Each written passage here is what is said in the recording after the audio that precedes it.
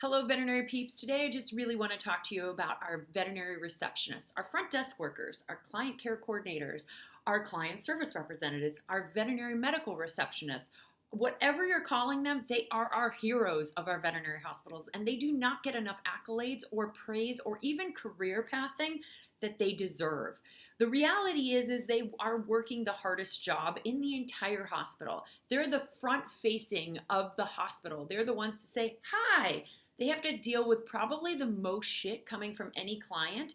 They also have to deal with all the shit from the veterinarians and veterinary technicians, assistants, kennel staff. They have to deal with a lot of it. Unfortunately, there's often a barrier between the front and the back.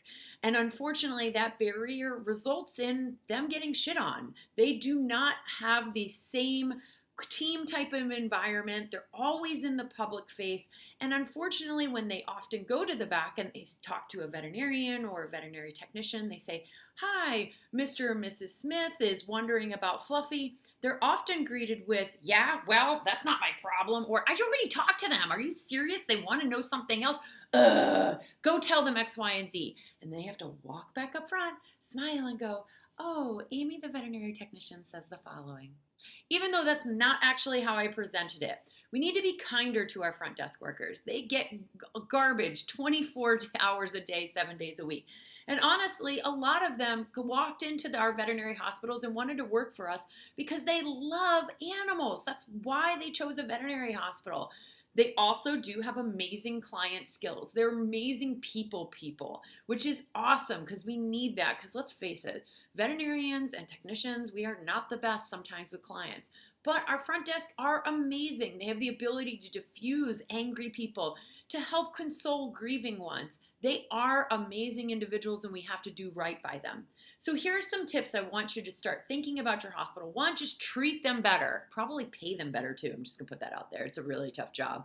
If you've never worked the front desk, go work the front desk. You will have a huge bow down praise for these individuals by the end of maybe an hour. You just really need 1 hour and then pretty much it's time for you to go back doing what you're doing and praise these individuals. So probably paying them a little bit more since they are the face of your hospital doesn't hurt. Second thing, career pathing. Too often we put these people in their positions and it's a dead-end job. Where's the career pathing?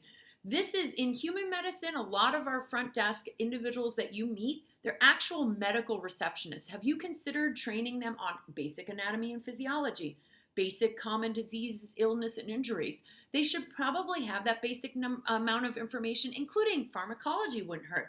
What is an antibiotic? What does it do? And what are some of the common ones in veterinary medicine? They get a lot of client calls that they can help with better if we educate them more. And they want that information. Trust me, I've lectured on anatomy and physiology to front desk individuals, and they love it. When we go into disease processes or teaching them just basic pet first aid, what is normal versus abnormal in an animal?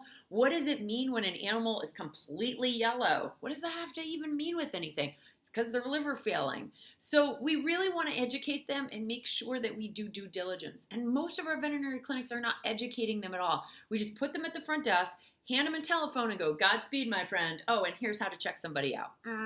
We could probably do a little bit better by them by educating them on veterinary medical things. I mean, I understand because some of you are like, well, we don't want them to be doing X, Y, and Z. They're not going to cross the line. I very rarely have ever seen this happen. At no point of all of a sudden are they given sub-Q fluids and going into anesthesia.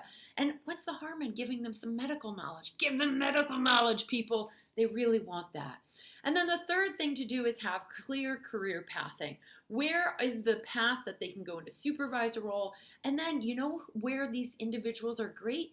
Assistant hospital managers, practice managers, and then eventually maybe even a hospital administrator role. Can we help to pay for some education for them? That would be really nice. We often talk about how we want credentialed veterinary technicians in our hospitals. Well, what about a better educated front desk individual? Can we get some education for them? And can we help subsidize some of their education? I think this is the forgotten role in the veterinary hospitals, and we got to do better. The turnover rate in our front desk is off the charts. Some of your hospitals at 30, 40, 50, 60, maybe even 70% turnover rate. And again, super important job in our hospitals. We need you to do better by them. So, again, to clarify, I want you to treat them nicer, pay them better, think about career pathing, and educate them, not just on how to go ahead and answer the phones, but all the other things. Oh, I'm going to pause because I forgot. Besides medical information, you need to actually train them on conflict management, better communication skills. You should be sending them to a lot of CE classes on how to go ahead and manage that. What about grief counseling? Why can't we have them understand those things? They see a lot of crying people. Anyway, I want you to do those things. Again, be nicer, pay better, career pathing, and education. Thank you guys so much for listening, and keep on being a unicorn.